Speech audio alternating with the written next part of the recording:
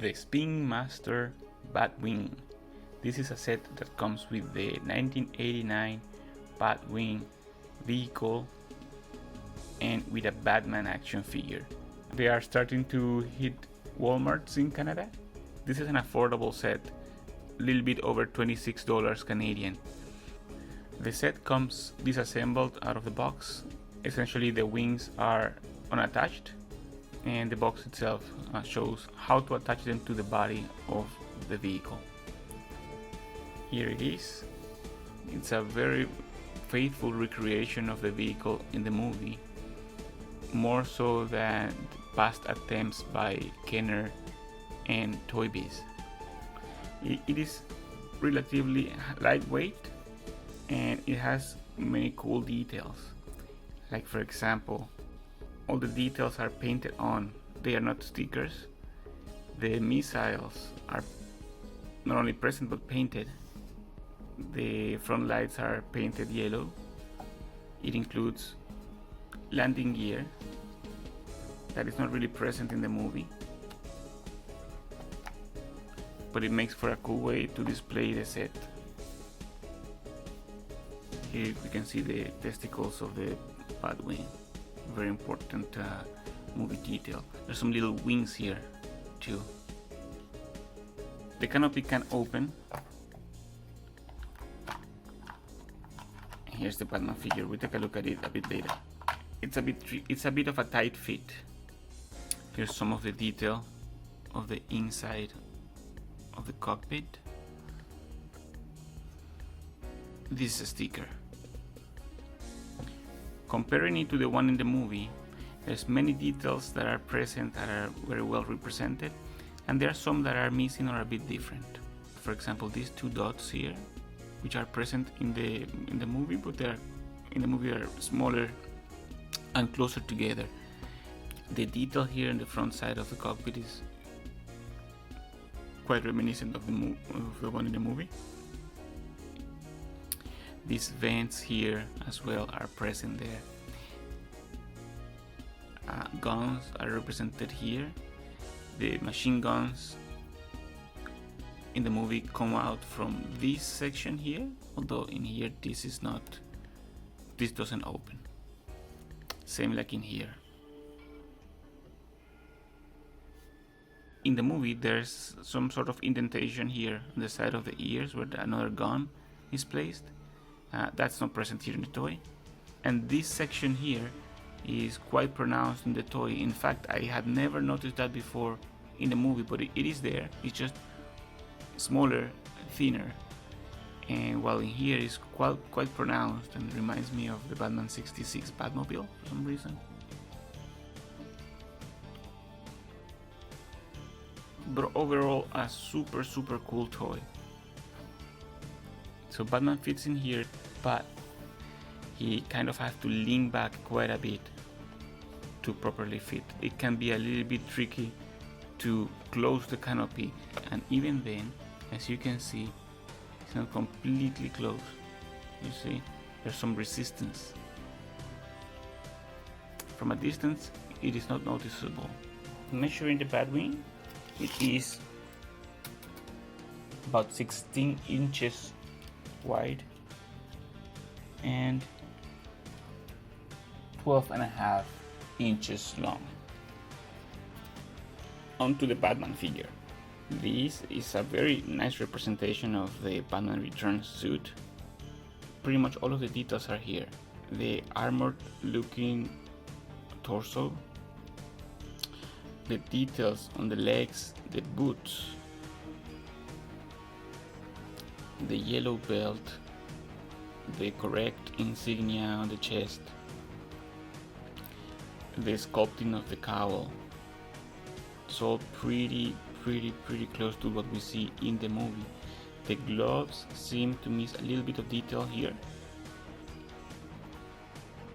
but otherwise very cool representation of the suit.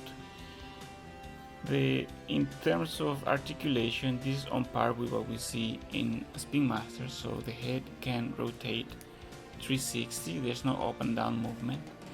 The shoulders can go up and down, make a T-pose. and of course rotate 360. The elbows can bend and rotate. Now the bend is not fully 90 degrees. There's nothing on the wrist, nothing on the torso. Legs can move forward and not much in back because of the bad butt. Swivel here, knees can bend like almost 90 degrees. Nothing on the ankles. In terms of paint, it is generally pretty good. There's a bit of overspray on my copy, and the head, I think the paint has been applied very well. The only issue is the edges here of the cowl, where the cowl meets the jaw, the lower face area, and it's not straight at all. And also here under the nose and on this section here. The belt is arguably maybe too bright of a yellow,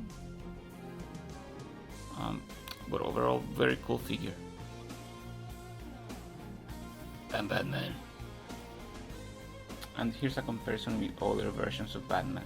This is the Kenner, Dark Knight Batman, Speedmaster, basic assortment, the Flash, Michael Keaton Batman, and the Michael Keaton Batman from Mattel. So the new one is a little bit bigger than the basic line from Speedmaster. The cape is much better than this one. The Flash version, this one is quite smaller compared to the new one, especially the head. Look, check out those difference in head size. This one is quite small for this body, and this one you could argue the head is a little bit big for this body. Overall, I think this one does a better job in representing the general proportions of the character. Still, this is a fun figure. Comparing more closely to the Batman version from Mattel, you can see that the scale is quite close. The new one did a better job of representing Michael Keaton in the head sculpt and paint. Although this one does an interesting thing with the cape where it drapes on the front as well. Although because of the material and the small scale, it results in these bumpy shoulders. And lastly, comparing to Kenner, which was a different size altogether, different scale.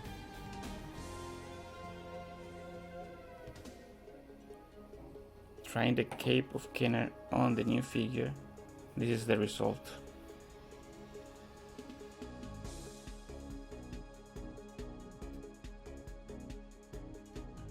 So as you see, there's a hole right in the middle of the back, and as well as on the cape, and that's to be able to attach backpacks and jetpacks, different accessories from the Speedmaster line.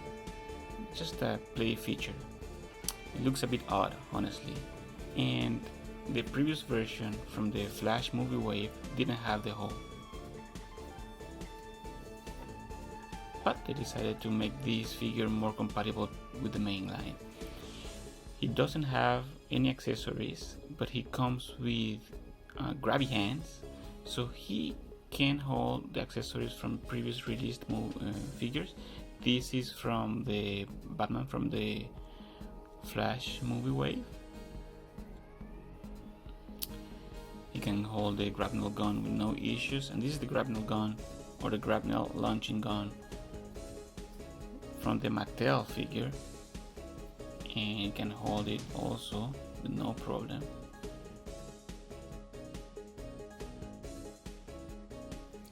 This is a fun toy at a very affordable price and quite accurate to the movie. I would say this is an absolute win. A Batwing, if you will. Thank you very much for watching, and Have a good day.